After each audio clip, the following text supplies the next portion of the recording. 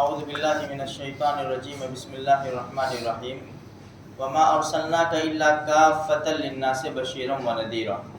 دیکھو بھائی، شب جمعہ ہے، 3 باتیں ہمیشہ ہر جمعرات کو یاد دلائی جاتی ہے کہ نبی کریم صلی اللہ علیہ وسلم کا پاک ارشاد ہے کہ جس نے جمعہ کے دن سورہ کہف پڑھی، اس ہفتے میں اگر دجال نکل جاوے تو اللہ اس کے فتنے سے بھی حفاظت فرمائے گا۔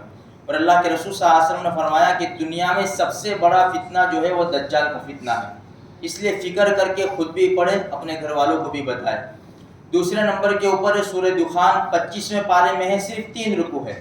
نبی کریم صلی اللہ علیہ وسلم کا پاک ارشاد ہے جس نے جمعہ کے دن سورہ دخان پڑھی، اللہ اس کے لیے جنت میں محل بنائے گا۔ اور تیسری بات ہے درود شریف۔ درود شریف جتنا پڑھیں گے اتنا ہمیں انشاءاللہ فائدہ ہوگا۔ چلتے پھرتے اٹھتے بیٹھتے کام کاج کرتے ہوئے ہم درود شریف روزانہ پڑھے، لیکن جمعہ کے دن تو بہت زیادہ پڑھے۔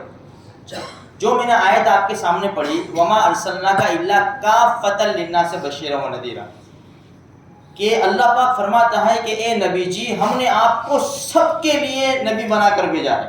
وما ارسلناک الا رحمۃ للعالمین، سارے جہان والوں کے لیے نبی بنا کر بھیجا ہے۔ جب سے ہمارے نبی نے نبوت کا اعلان کیا تو اس زمین پر بسنے والے ہر انسان کے لیے ضروری ہے کہ ہمارے نبی کو نبی مانے، محمد رسول اللہ صلی اللہ علیہ وسلم کو نبی مانے۔ یہ لیکن بہت سے کروڑوں لوگ ہیں، انہوں نے نہیں مانا۔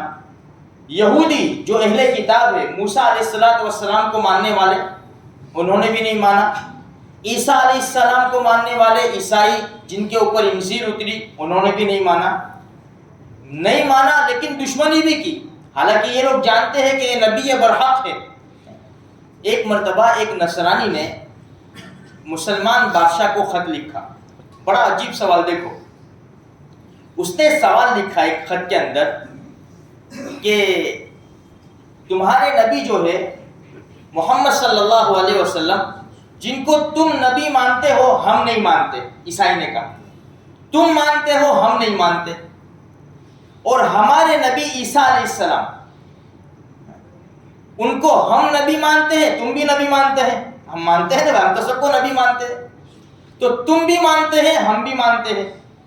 تو وہاں تو اختلاف ہو گیا محمد صلی اللہ علیہ وسلم کے نبی ہونے میں کہ تم مانتے ہو ہم نہیں مانتے، لیکن ہمارے نبی میں کوئی اختلاف نہیں ہے کہ تم بھی مانتے ہو ہم بھی مانتے ہیں، تو تم نصرانی ہو جاؤ۔ یہ اس نے سوال لکھا۔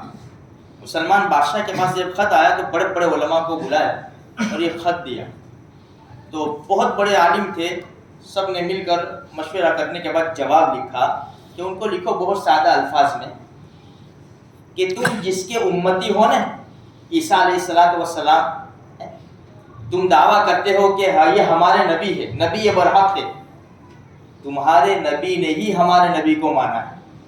وَمُبَشِّرًا بِرَسُولٍ يَأْتِي مِن بَعْدِهِ اسْمُهُ أَحْمَدُ، عیسیٰ علیہ السلام نے اپنی زندگی میں اپنی قوم سے کہا تھا ایک نبی آنے والے ہیں، ایک نبی جن کا نام احمد ہوگا۔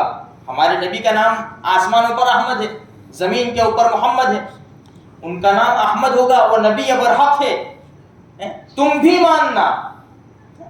تو تمہارے نبی نے تو مانا ہی مانا ہے، اور تمہارے نبی نے تم کو بھی کہا تھا کہ ماننا، لیکن تم نہیں مانتے، تو گیا تمہارے نبی نے تو مان لیا، تو تم تمہارے نبی کو تو مانتے ہیں لیکن تمہارے نبی کی بات نہیں مانتے۔ یہ شوشے چھوڑتے رہتے ہیں آج کل بھی، جو دیکھو سوشل میڈیا کے اوپر دیکھو تو صحیح کتنی بھرمار ہے، ادھر سے شوشا ادھر سے شوشا ادھر چھوڑ۔ تو ہمارے لیے ضروری ہے کہ ہم کرکٹ کا تو بہت ہی علم رکھتے ہیں، IPL میں کیا چلتا ہے، T20 ورلڈ کپ میں کیا چلتا ہے، ہم کو سارے پلیئر کا نام یاد ہے، سب کچھ یاد ہے، ہم کو کس نے کتنا اسکور لگایا وہ سب ہم جانتے ہیں۔ دین کے بارے میں میرے بھائیوں، نوجوانوں کو اٹھا کر پوچھو کہ ذرا مغرب کی رکعتیں گنا دے، عشاء کی رکعتیں گنا دے، ہمارے نبی کی 7 اولادیں ذرا ان کے نام بتا دیں۔ بہت پیچھے ہے ہم میرے بھائیوں، اس لیے تھوڑی فکر کی ضرورت ہے۔ تھوڑی سی فکر کریں گے، علم حاصل کریں گے تو ایسے دشمنوں کو ہم جواب دے سکتے ہیں، منہ توڑ جواب دے سکتے ہیں۔ اگر ہم کو آتا ہی نہیں ہوگا، اللہ کے رسول کا علم ہی نہیں ہوگا، ہم کیا کریں گے میرے بھائی؟ اس لیے ضروری ہے دین کا علم حاصل کرنا ضروری ہے۔ اللہ مجھے آپ کو سارے مسلمانوں کو توفیق